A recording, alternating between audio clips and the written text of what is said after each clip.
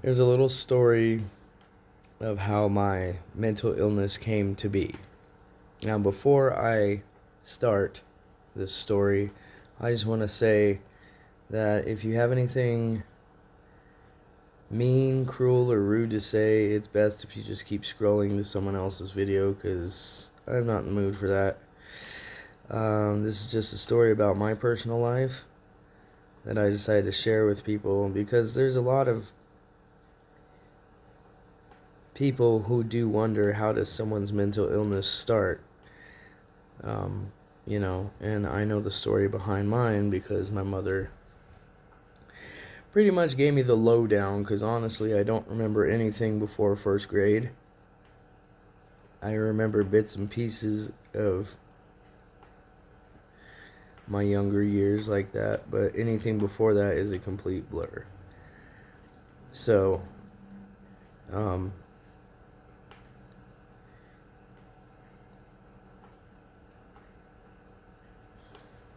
where do I start with this?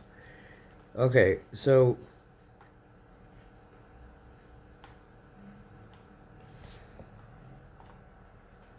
my mom was dating a guy named Terrell, and she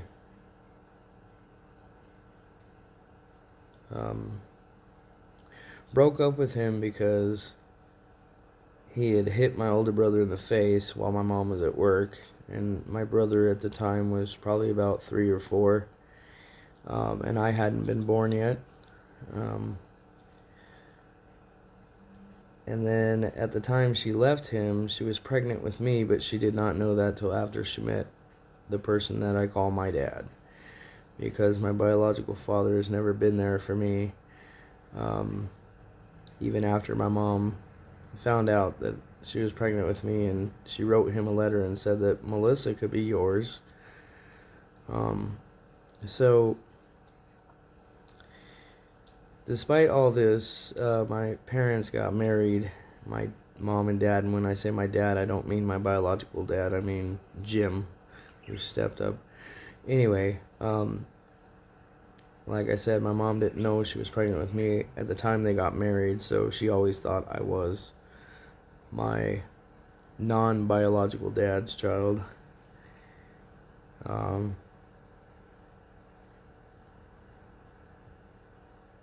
So he's pretty much who raised me, even though he's not my real dad.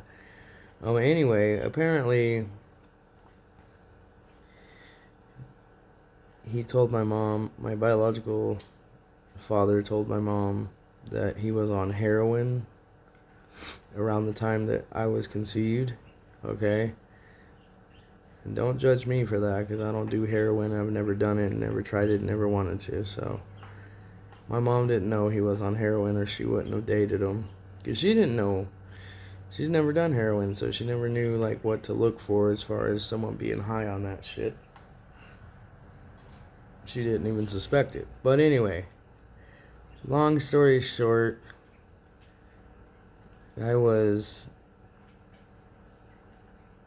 supposed to be born February 2nd, 1981, but I came out 7 days later on February 9th via C-section, emergency C-section, because I was born on a military base, and my mom said those military doctors didn't know what the hell they were doing, apparently. They gave my mom an amniocentesis, and whatever they did during that affected me. And I guess I went into fetal distress and inhaled meconium, which is the fecal matter inside the placenta that the baby, obviously, you know what I mean? Apparently I inhaled some of that, and then my lung collapsed and I had to be delivered emergency C-section. So anyway, when I came out, my lung collapsed and my heart stopped, so they had to revive me. And when they did, they had to keep me in the NICU for like a month and a half before I could go back home to my parents.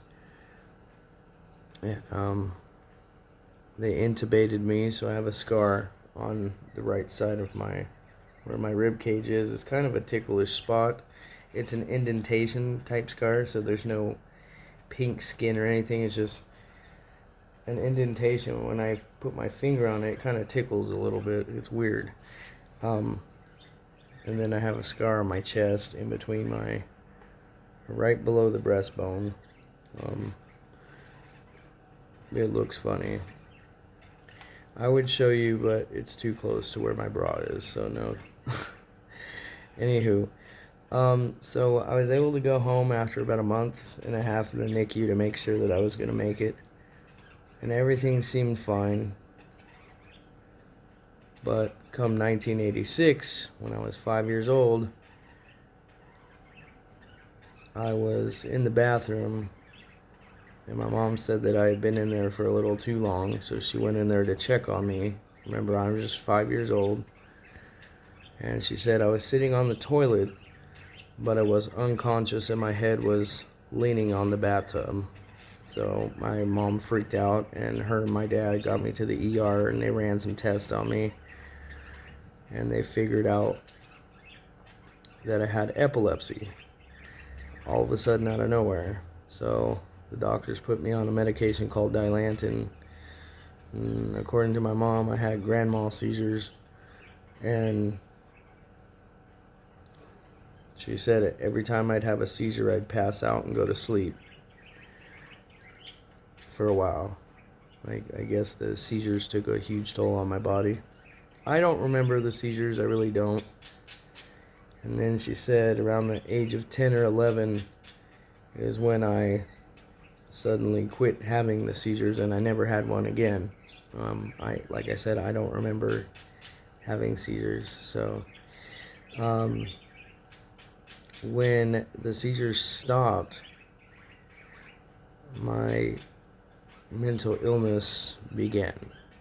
But see, back then my parents just thought I had anger problems, like extreme anger problems, so they took me to a few psychologists, and those psychologists must have been quacks because they couldn't tell my parents what was wrong with me.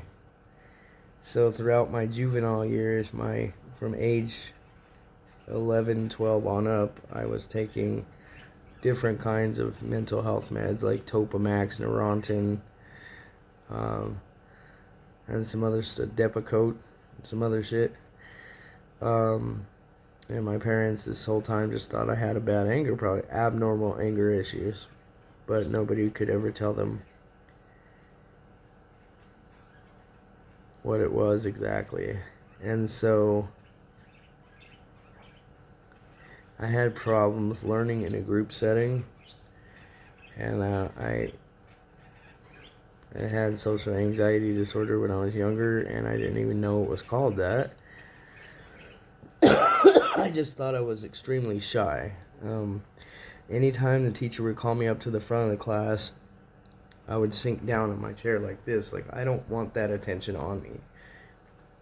I still don't like being the center of attention. I don't like it when people look at me. I get real nervous, and I've been that way since I was a kid. And anytime I've ever been invited to a party, a wedding, a quinceañera, I politely decline because me being in a room with a bunch of other people just didn't seem like a good time to me. Even today when I walk down the street, I don't really like it when people stare at me, and I know it's like all in my head, but I can't handle being around large groups of people.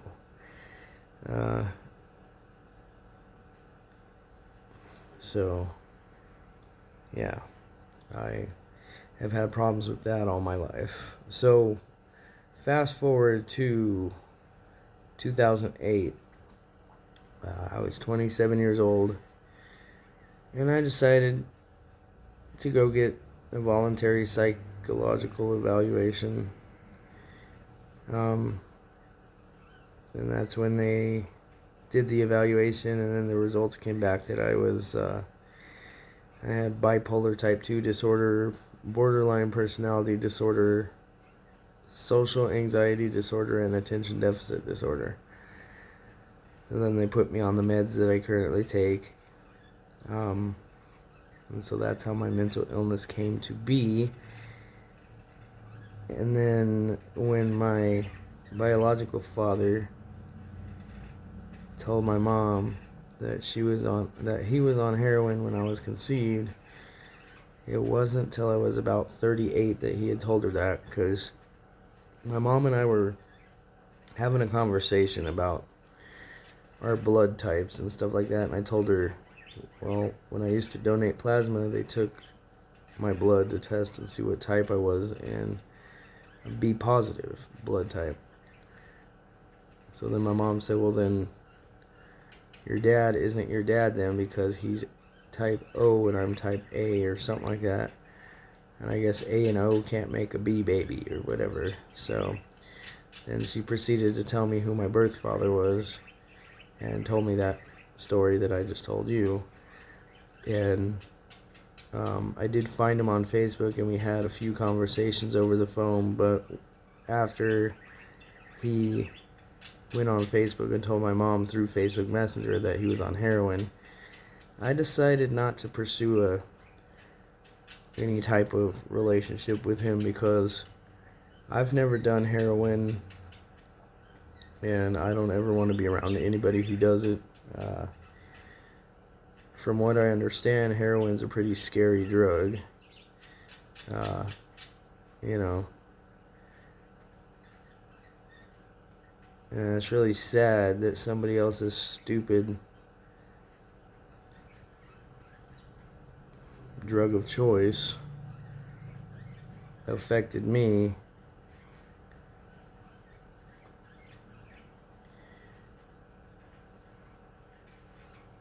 And now I have to live with mental illness for the rest of my life.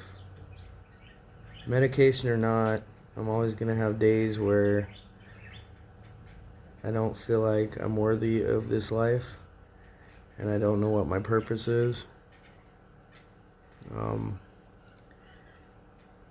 Right now I'm really struggling, and I'm about to be homeless, and I don't like to ask people for help.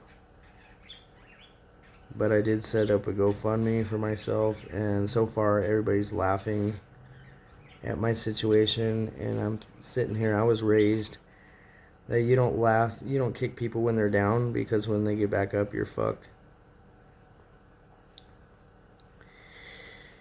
You just don't do that to be laughing at people. You know, I've been laughed at all my life. I was bullied when I was a kid. I still get bullied online. I don't call it bullying, I just call it someone so miserable that they have to make fun of me or laugh at my situation. And it's like, wow, if this was you, I'm sure you wouldn't want to be laughed at, made fun of.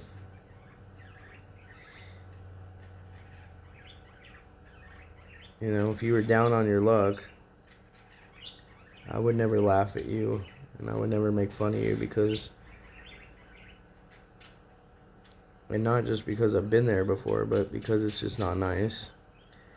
And it's like people use social media as a tool to belittle people. I call them keyboard warriors, because I know that half these people that will bully people online don't have the guts to do that to their face, but they shouldn't do it at all. Anyway, my point is, you know, you never know somebody's story, and you sit there and laugh at me all day long. But I really don't think that laughing at my situation or making snide remarks or comments on my content is very mature. I don't think it's right. I mean, yeah, freedom of speech, whatever, but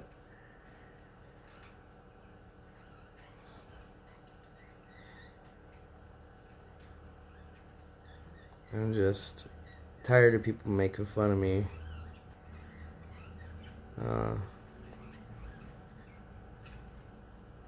It's not my fault that I'm mentally ill. It's not my fault that I've got all these problems.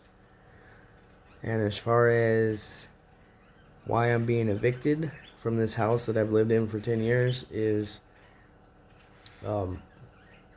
because my landlord had dementia. His daughter felt that it was in his best interest to move in with her in Utah. And so I've been paying rent to her the last 4 years, and she's made my life a living hell. And she took me to court in October, shortly after her dad passed away, just to evict me so that she could sell the house. Which, honestly, I don't know the legal ramifications of somebody's your landlord's family member being allowed to evict you. I don't know if it's an illegal eviction. If you guys have any advice on that, please comment below and let me know. I don't think it's right what she's doing, but I don't know if I'm wrong, because in the past couple years before she took me to court this time, she tried to illegally evict me after I paid rent. And I told her, I said, you collected my rent, so you don't get to evict me. For one. For two, you're not my landlord, so I don't even think you have any right to evict me. And she proceeds to tell me that she's got power of attorney over her dad, which I know that if that were true, that power of attorney privilege ends the minute that person dies.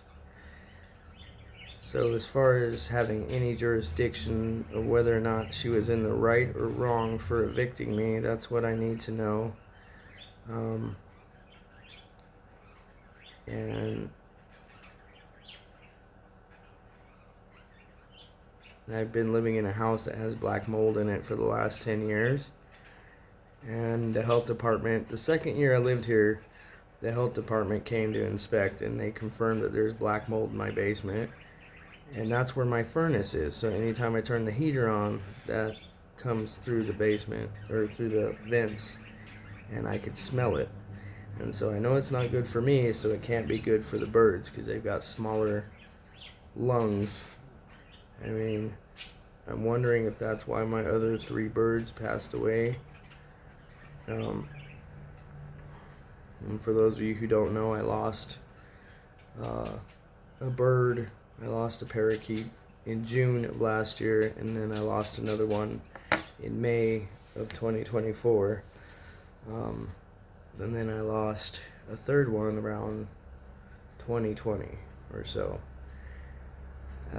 So yeah, I'm at risk of having the sheriffs force me out. I don't have a place to go, and my landlord was the only person who would rent to me 10 years ago.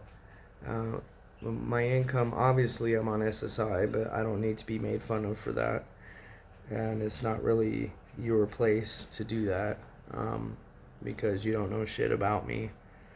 You know, to those of you who think that it's cool to bully or make fun of people who get SSI, not everybody who's on SSI is scamming the government. I most certainly am not. If I didn't have to be on it, I wouldn't. And I have been looking for a job, but to no avail. And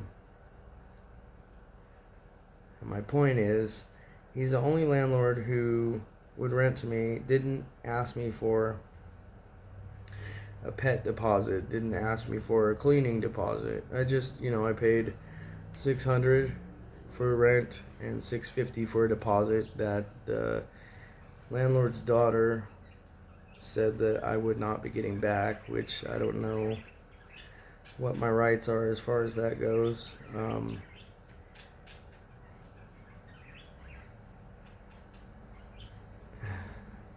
Everything's just all fucked up. I've never damaged the property. I've never had wild parties or done anything illegal in here. I've always taken care of the house. And I've been a good tenant. My landlord's daughter is just money hungry, and she wants to sell this place. She wanted to sell it for $150,000, $180,000. But this house has so much wrong with it. It's 100 years old. And people who have came in to tour the house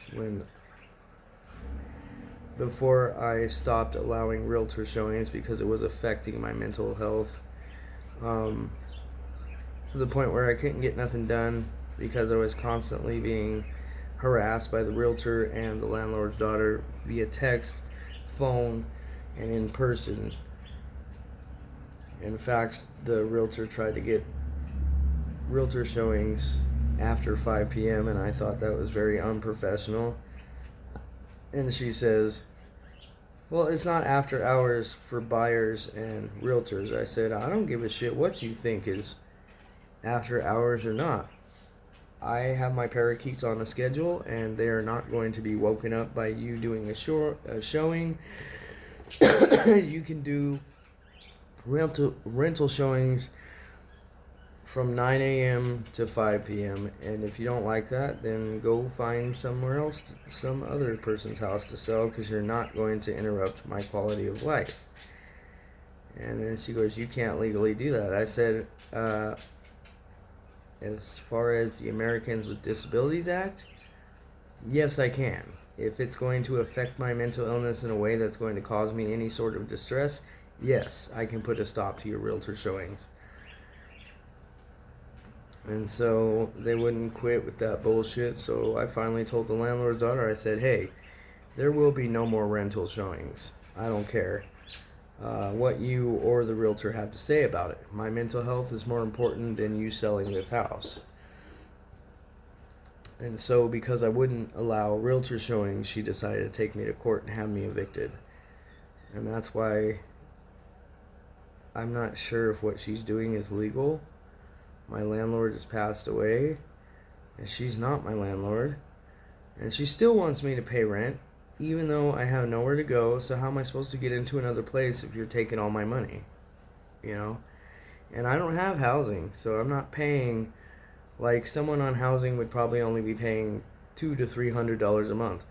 I pay the full $600. I don't get any special handouts or privileges. And I don't want special handouts or privileges. All I want is a place to rent. I pay my bills. I don't fuck around with that. My bills are more important than anything else. I take care of my parakeets. You know, they're my emotional support animals, and I have 4. And all these other landlords are like, you gotta pay a $54 application fee, a $250 pet fee, and then you gotta pay $75 a month per pet per month. Like, really? You're being ridiculous. And then you have to clear about $2,000 or more after taxes, and I don't. So that's why I'm trying to find a job so that I can afford a place for my parakeets and I to go. The sad part is I only have 12 days to get out of this rental, because she took me to court in October of 2025, and the judge gave me till March 1st to get out.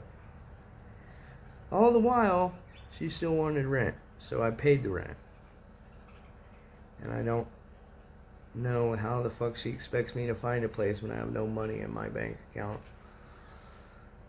So I'm asking y'all for prayers, and there's a GoFundMe link on one of my recent videos. If you can't find it,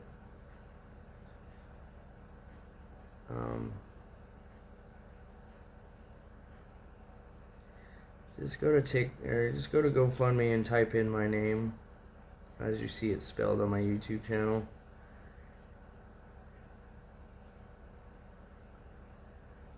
If you feel like you want to donate to it, you don't have to, because I've had the GoFundMe up since about February 2nd and nobody has donated. I guess they all think my situation is funny or something, but it's not.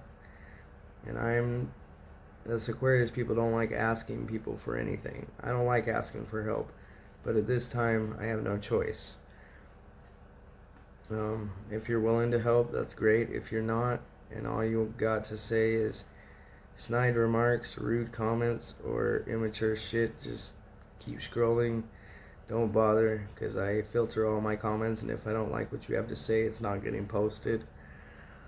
I've been made fun of a lot in my life, and honestly, at the age of 45, I just turned 45 on February 9th, I'm fucking sick and tired of it. It just needs to stop. You're all grown adults. You don't get to sit there and make fun of people. Kick them when they're down. That's pretty shitty. Because imagine yourself in my situation where you're tirelessly looking for a job. And I've been looking for a job for over a year. And I've gotten a few interviews, but no callbacks. I don't know what I'm doing wrong. I have a resume. I have worked in the past. Before I got SSI, I was working. In fact, I had just been laid off a job in Oregon before my SSI went through. And no, I didn't get on SSI to get a free ride from the government. I got on SSI because of my mental illness. And the last job I had, I was standing, I was working a full 8-hour shift, Monday through Friday. And I was making $8.40 an hour. But then they bumped my pay up to $8.90 an hour because I mentioned on my resume that I'm fluent in Spanish, so I had to take a Spanish proficiency test, which I passed with flying colors because I've been speaking Spanish since I was 10 years old. I don't just speak it, I can read it and write it as well, so I could translate it. But while I was at work, every time I was on my feet, the left side of my left thigh would go numb from my lower back down to the knee. It would just be numb. So when I got off work, I was working the evening shift, so I clocked in at about 3:45 in the afternoon, and then I'd get off at 12:30 midnight. Yeah. So, and I don't have a car. I've never had a car, so I always walked or took the bus. Well, there's no buses running at 12:30 at night, at midnight, I mean. So I would walk from my job back home, and when I'd lay down, my legs felt like rubber, like they were about to buckle out from underneath me. And that's why I applied for disability. And I later found out it was sciatica, or whatever you call that. So, pinched nerve, So, anywho, that is my story.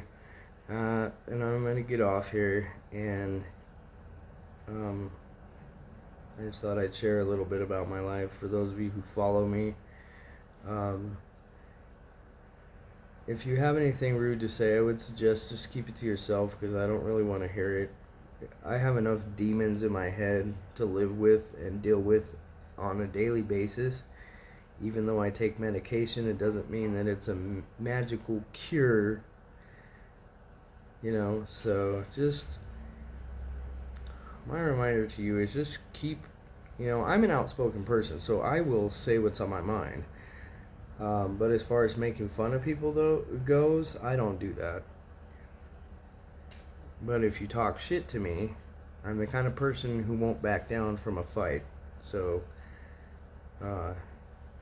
but at this age, I'm just too old for that shit. I just want to live in peace. That's all I want, because my mental health depends on it. So, I'm going to get off here. What time is it? 5:40 in the morning, and I got to get shit done. I got to get on job applications and pack it and downsize and all that.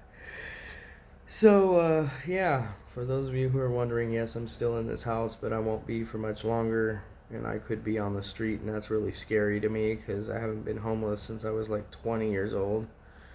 So like 25 years ago. And, if you happen to know any companies that are urgently hiring, like, work from home, for now I have to do work from home until I get stabilized housing and figure out where I'm going. I can do everything from my phone. My laptop doesn't work at the moment.